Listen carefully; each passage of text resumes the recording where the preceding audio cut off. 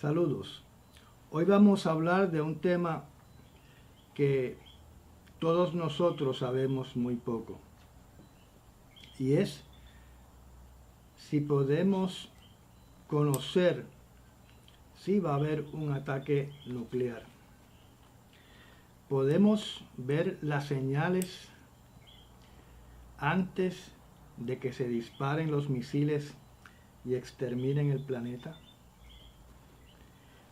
Esa es la pregunta que nos hacemos esta noche. Y vamos a tocar ciertos puntos para tratar de contestar esa pregunta. Sabemos que los que vivían en Hiroshima y Nagasaki fueron sorprendidos con los estallidos nucleares. No tuvieron absolutamente ningún aviso que dichos ataques iban a ser en sus ciudades. Sabemos que después de ese incidente no hay ningún otro precedente que podamos utilizar para saber si podemos ver las señales antes de que llegue un holocausto nuclear. Sabemos que usualmente en una guerra convencional lo que sucede es que vemos que un país empieza a militarizar, empieza a construir armas de última generación, empiezan a hablar amenazantemente, hasta que surge el conflicto bélico. Pero durante los recientes años, eso ha sido la norma. Así que es bien difícil saber si los ejercicios y los armamentos que se están construyendo hoy en día son precursor de una guerra nuclear. Miremos a Putin, que recientemente está hablando de que va a utilizar sus armas nucleares en el caso de que su ejército sea atacado, y en el caso exagerado de los comentarios, tal vez no directamente de él, de que si gana Hillary Clinton va a haber una guerra nuclear. Putin llegó al poder en el año 1999, reemplazando al presidente anterior, que de repente decidió retirarse, y estuvo en el poder hasta el 2008. Durante esos años, Putin se dedicó a construir la economía de Rusia y surgieron muchos millonarios y billonarios en esa época, y un país que iba a la quiebra se convirtió en un país muy rico. Cuando se convierte en primer ministro y entonces Medvedev es el presidente de Rusia, Putin se concentra en la maquinaria bélica de Rusia.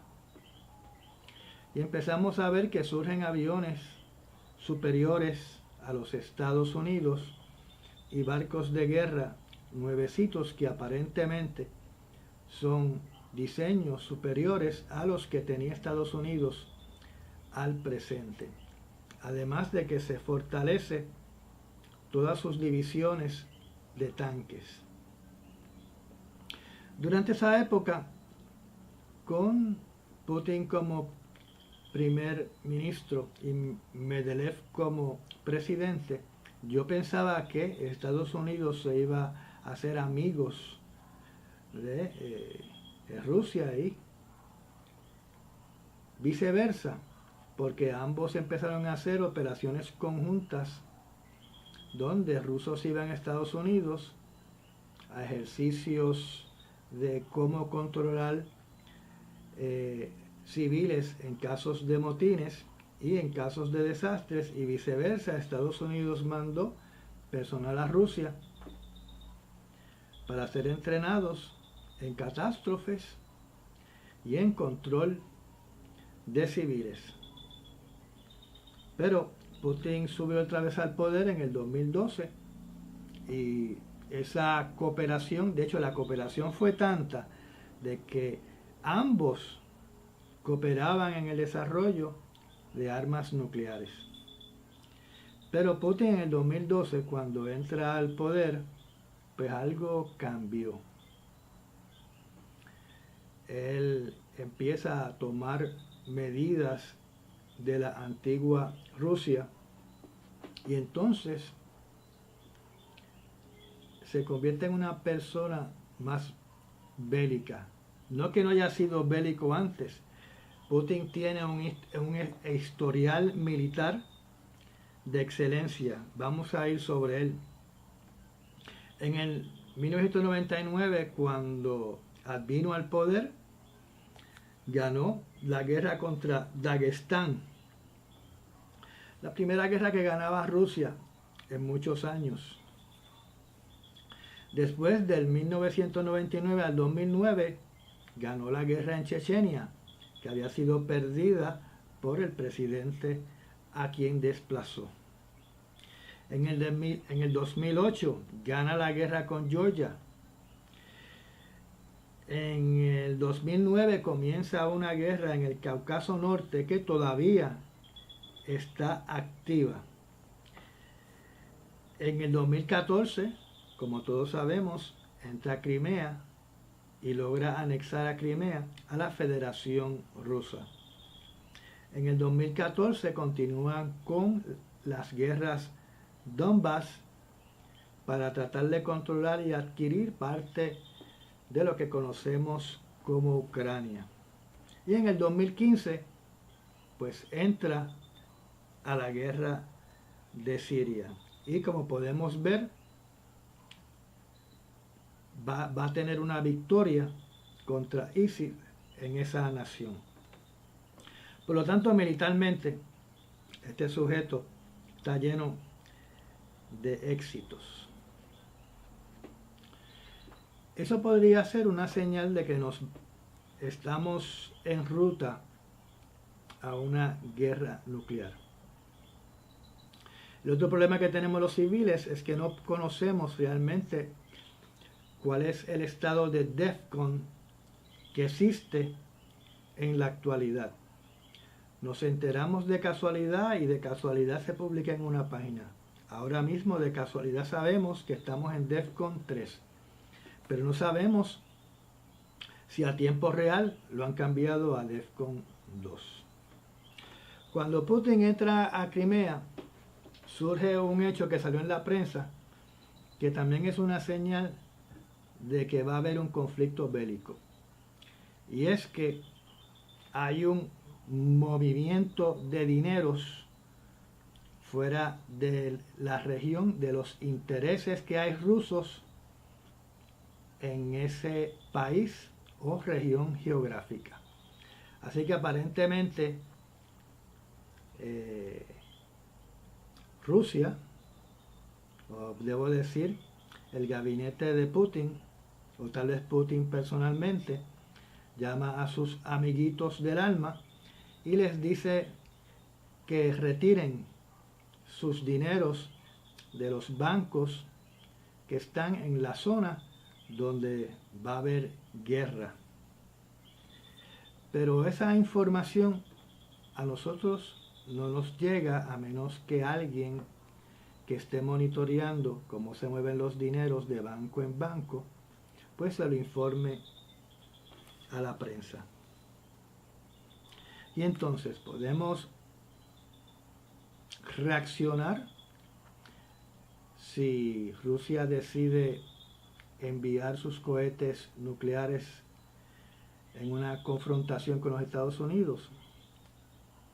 Pues eso de reaccionar también es una pregunta, porque los reporteros investigativos han descubierto de que no siempre Estados Unidos está listo para ripostar un ataque nuclear. Por ejemplo, el presidente tiene una maleta que la tiene otra persona, ¿verdad?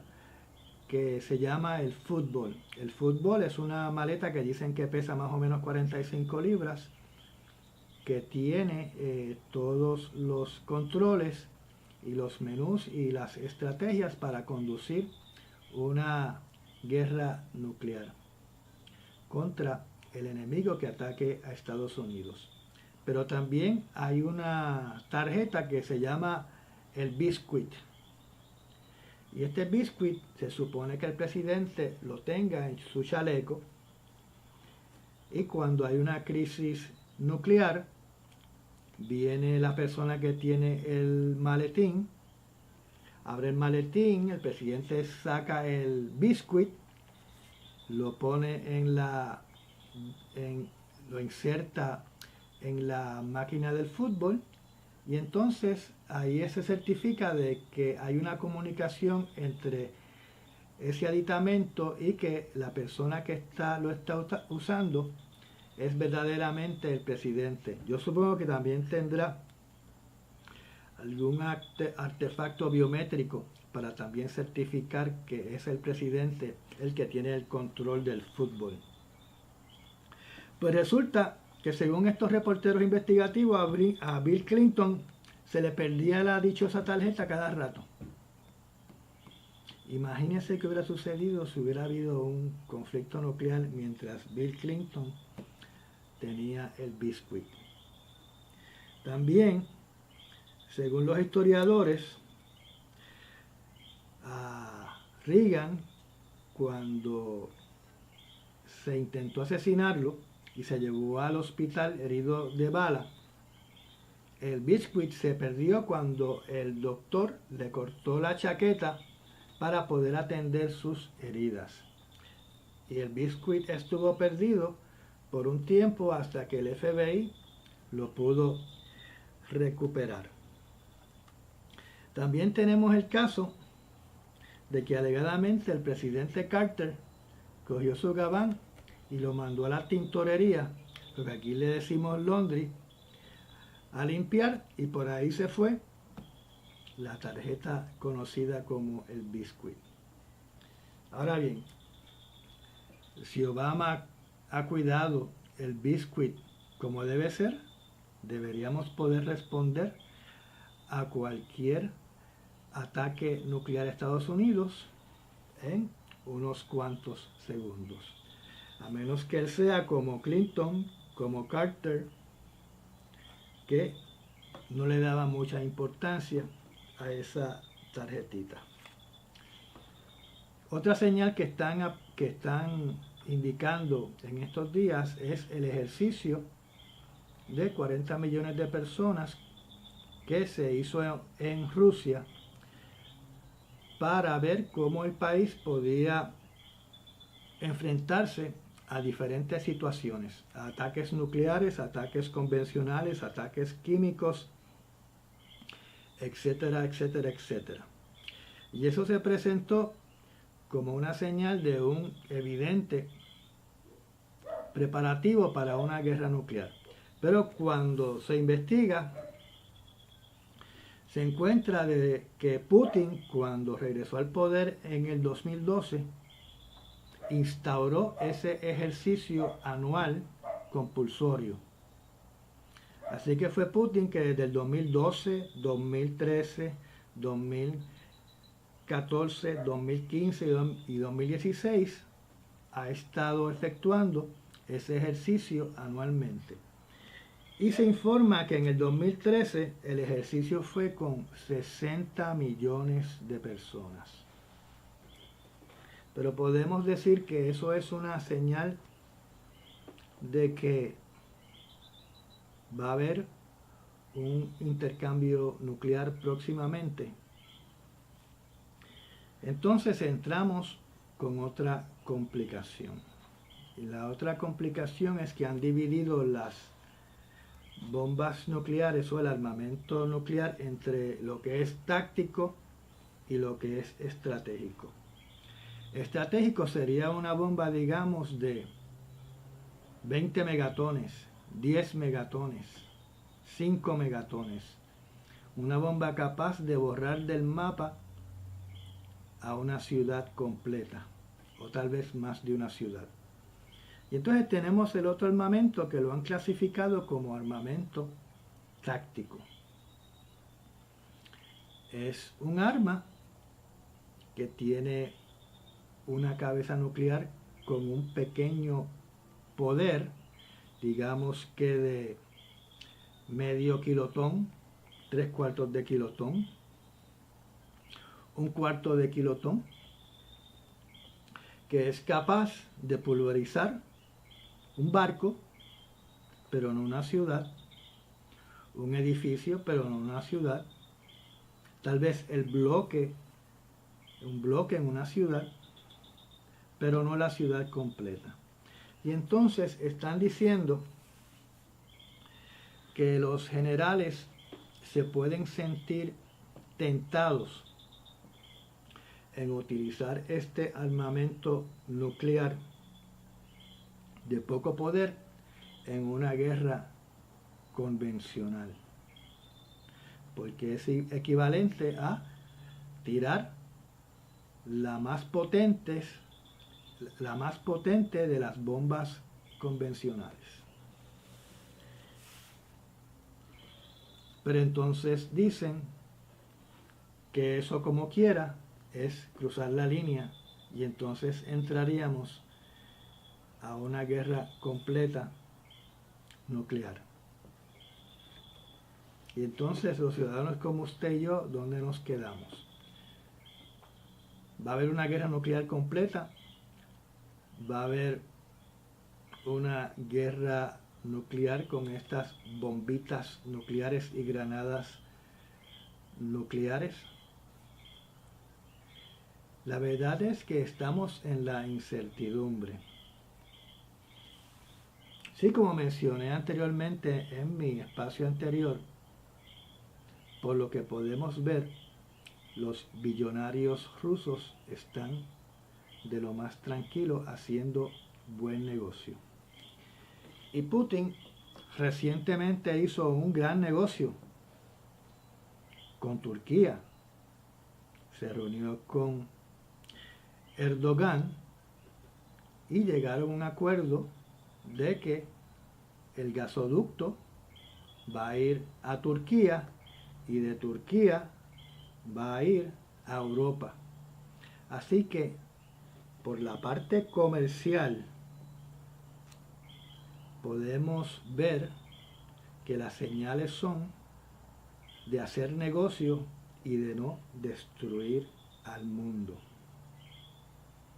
Pero todavía se nos queda la pregunta, ¿cómo nosotros, los ciudadanos comunes y corrientes, podemos tener por lo menos algún tiempo, por lo menos para rezar, si alguien decide apretar el botón nuclear? Con este pensamiento los dejo y nos vemos en mi próxima intervención.